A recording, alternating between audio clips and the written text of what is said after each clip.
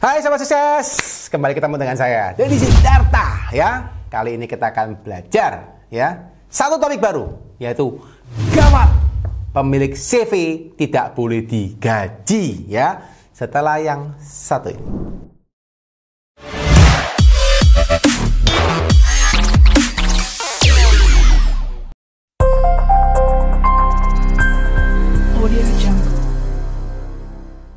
Oke, buat teman-teman, hari ini kita akan belajar ya kenapa kok pemilik CV tidak bisa digaji. Tapi anyway, saya kasih teman-teman pemahaman dulu apa itu CV ya. Dan mungkin saya akan perbandingkan dengan apa itu PT, dan akhirnya teman-teman bisa membandingkan kira-kira mana yang lebih bagus untuk teman-teman ya. Jadi yang pertama kita belajar dulu apa itu CV ya.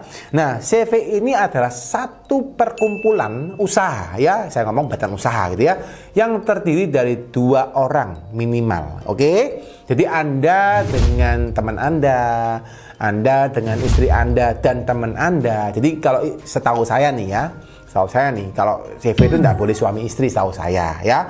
Bolehnya suami istri sama teman, atau anak sama orang tua tapi sudah beda kakak, atau saudara, itu masih boleh. Jadi kalau Anda punya CV minimal harus punya 2 orang ya. Kalau 1 orang tidak bisa ya, 1 orang harus punya, bisa buat namanya PT perorangan ya. Tapi kalau CV tidak bisa, harus CV-nya harus 2. Nah, secara badan usaha, CV itu badan usaha tapi bukan badan hukum guys ya, karena dia mungkin secara hukumnya bisa kurang greget gitu ya, kurang kuat. Jadi kalau misalnya kalau Anda mau punya IPO, Anda mau pengembang usaha berkelanjutan, CV tidak disarankan ya, Anda lebih baik PT. Tapi guys, untungnya CV, kalau Anda punya CV itu adalah apa? Anda itu bisa mendapatkan private ya. Jadi kalau misalnya Anda di PT, itu ada namanya dividen, dan dividen itu kena pajak. Ya, jadi misalnya gini, Anda punya keuntungan, ya, keuntungan dikurangin pajak. Kan pajaknya CV kan CV atau PT kan Anda tahu ya, tarifnya 22% pajaknya CV atau PT, ya.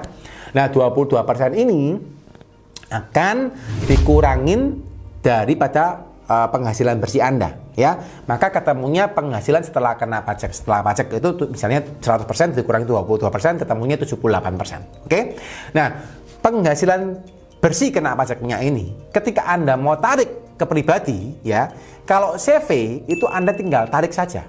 Ya, Anda nggak perlu bayar pajak lagi. Tapi kalau Anda di PT, ketika Anda tarik ke pribadi Anda harus bayar pajak 10% daripada apa yang Anda tarik. Nah, ini masalah besar buat teman-teman sekalian ya. Nah, so guys, ketika memang Anda kondisinya mau tarik itu ke dalam pribadi Anda, memang lebih enak dari CV karena namanya private, tidak bayar pajak ya. Itu kurang lebih kalau secara pajaknya lebih enak di CV ya. Tapi kalau PT itu memang kondisinya gini. Kalau teman-teman ingin mengembangkan usaha secara berkelanjutan, teman-teman pengen franchise, pengen buka kemitraan, pengen punya partnership, pengen IPO, pengen buka cabang dan kawan-kawan, mungkin akan lebih bagus kalau Anda punya PT. Kenapa? Karena PT itu secara hukumnya lebih legal. Dia lebih bonafit secara customer, secara supplier dia akan lebih kelihatan bonafit ya. Dan kalau mau IPO juga bisa lari dari PT. Kan gitu. Kalau CV nggak bisa IPO ya. Nah, kalau misalnya Anda mau mendapatkan investor juga pasti lebih gampang dari PT ya, karena PT itu pembagiannya berdasarkan saham. Ya, jadi akan lebih gampang ya. So, ini perbedaannya. Tapi memang kalau secara legal, secara pengembangan usaha, PT lebih bagus guys ya. Tapi CV itu lebih bayarnya pajaknya lebih murah. Nah, sekarang saya jelaskan kepada teman-teman bahwa ada sedikit perbedaan yang kadang-kadang banyak orang yang tidak tahu ya.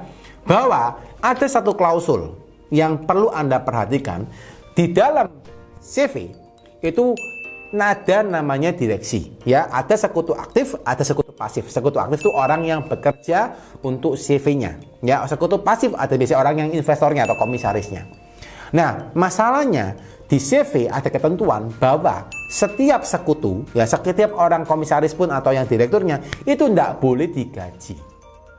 Oke, dan ini gawat guys, karena banyak pengusaha CV yang nggak ngerti dan tetap mengambil gaji daripada perusahaannya dan membebankan biaya gaji kepada perusahaannya.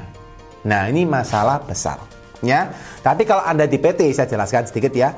Di PT Anda boleh mengambil gaji. Jadi direkturnya berhak mengambil gaji daripada PT, dan gaji ini mengurangi atau menambah biaya, ya, menambah biaya dan akhirnya mengurangi laba perusahaan, otomatis pajak yang dibayar semakin murah, ya. Masalahnya di CV tadi banyak orang yang sudah mengambil gaji, ya. Gaji ini sudah dibebankan di dalam pajak, oke? Lalu mengurangi keuntungan dan mengurangi pajak yang dibayar. Kan gitu.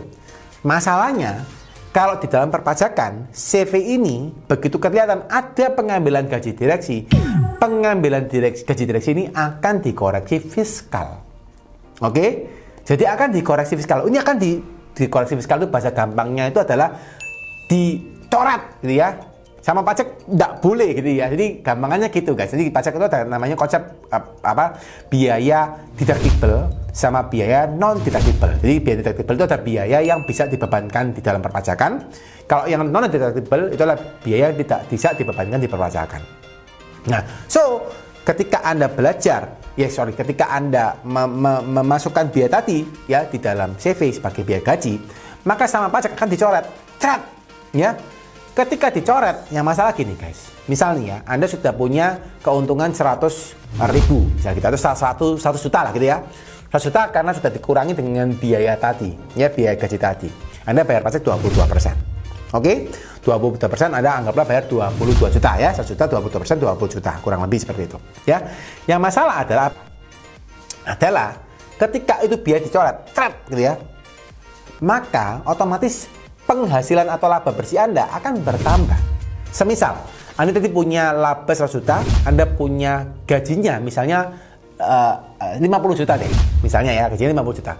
Maka ketika dicoret, otomatis biaya di dalam perpajakan, ada namanya ini ya, yang diakui di perpajakan, itu cuma boleh dikurang 50 juta, ketemunya laba bersihnya nambah 50 juta. Jadi 150 juta. Ya. Jadi yang laba awalnya 100 juta di dalam laporan pajak Anda dicoret oleh pajak menjadi laba yang harus dilaporkan adalah 150 juta. Nah, 150 juta ini akan dapat potensi pajaknya lebih besar, ya. Anggaplah misalnya Anda 150 juta ya. Semisal nih ya, Anda labanya 150 juta ya, dikalikan 22%, maka ketemunya pajaknya adalah 33 juta, guys. Ya. Yang tadi asalnya pajaknya 22 juta, yang sekarang pajaknya 33 juta, maka akan ada selisih penambahan pajak 11 juta, guys. Ya. Nah, ini kalau dikoreksi fiskal dari ketahuan, ya, karena Anda salah, Anda bisa mendapatkan potensi denda sampai dengan 100% daripada 11 juta. Ditambah lagi hampir kurang lebih 2% per bulan, meskipun ada perhitungan sendiri ya sekarang ya. Kalau dulu ada namanya denda bunganya 2%, tapi kalau sekarang itu ada perhitungan sendiri tiap bulannya berapa persen dari pajak. Ya saya ngomong anggaplah 2% lah ya per bulan. Jadi misalnya gini, Anda punya tambahan denda 11 juta ya, bayar 11 juta tambahan, ditambahin lagi denda 100%, 11 juta di 20 juta, 2 juta, ditambahin lagi 2% per bulan. Jadi kalau ketemunya 2 tahun lagi ya 24 bulan. Berarti 24 kali dikalikan 2%, 48% yang harus Anda bayar dikalikan 11 juta. Jadi bayangin guys, cuma gara-gara Anda masukkan biaya gaji yang karena Anda nggak tahu, ya, akhirnya Anda harus bayar pajak guys kurang lebih 20 juta sampai 30 juta lagi tambahannya. Yang harusnya Anda nggak perlu bayar segitu. Ya, karena nggak tahu akhirnya denda pajaknya sebesar itu ya. Jadi buat teman-teman sekali lagi yang punya CV itu Anda nggak boleh mengambil namanya gaji ya. Anda boleh ngambilnya namanya prive ya. Jadi prive itu setelah Anda dikurangin pajak, Anda ketemu bayar pajaknya berapa, keuntungan setelah pembayaran pajak itu baru Anda boleh tarik ke pribadi Anda, namanya prive, dan itu tidak perlu bayar pajak ulang. Ya, supaya Anda paham. Itu konsep dasarnya seperti itu. Nah, so buat teman-teman, ini memang satu pelajaran yang cukup perlu Anda perhatikan ya. Buat teman-teman saya yakin dan percaya perpajakan itu tidak serumit-rumit amat. Ya. Tapi Anda harus telaten, Anda harus belajar dengan sungguh-sungguh. Anda coba cek satu-satu. Kalau Anda sering liatin video YouTube Anda coba belajar dan Anda tanya kalau tidak paham. Tanya di bawah di komen, Anda tanya ya, Pak gimana Pak, tanya aja ya. Dan kalau memang teman-teman mau belajar lagi, saya sudah siapkan satu video yang komprehensif, video yang sangat komplit untuk Anda belajar namanya Mahir Pajak UMKM dalam 21 hari. Ya, Anda belajar materinya secara komplit, secara komprehensif. Saya sudah siapkan dari Anda nggak ngerti sampai Anda ngerti, Anda belajar satu-satu dan lebih lengkap. Ya, kenapa nggak saya kasih tahu di YouTube? Karena di YouTube ini saya sudah sampaikan, tapi nggak bisa Anda belajar secara runtut. Ya, Anda misalnya dari materi tersebut, Anda bisa belajar satu-satu dan saya sudah siapkan secara runtut dan nanti ada Q&A, live Q&A dan Anda bisa belajar dengan lebih komprehensif. Ya, silakan kalau mau belajar Anda klik link di bawah dan Anda belajarin. Ya, bagi teman-teman yang happy dengan video ini silakan di like, ya, di subscribe dan di share ke teman-temannya supaya banyak teman-teman yang teredukasi terkait dengan perpajakan dan nggak sampai kena denda pajak yang besar. Ya, oke teman-teman, see you. Dan teman-teman satu lagi terakhir ya, yang bagi teman-teman yang pengen tanya dan dapat respon cepat, boleh follow saya di Instagram dan silakan DM ya di Instagram. Saya akan coba menjawab pertanyaan dari teman-teman ya. Sekali lagi teman-teman, selalu sehat, selalu bahagia, selalu diberkatin dan selalu siap untuk lapor pajak dengan benar ya.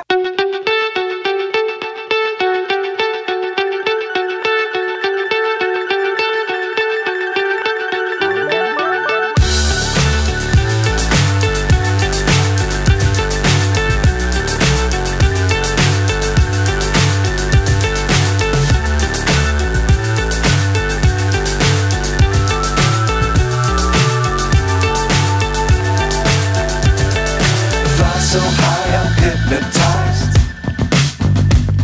What's up is down, what's left is right. Chasing stars and holding you.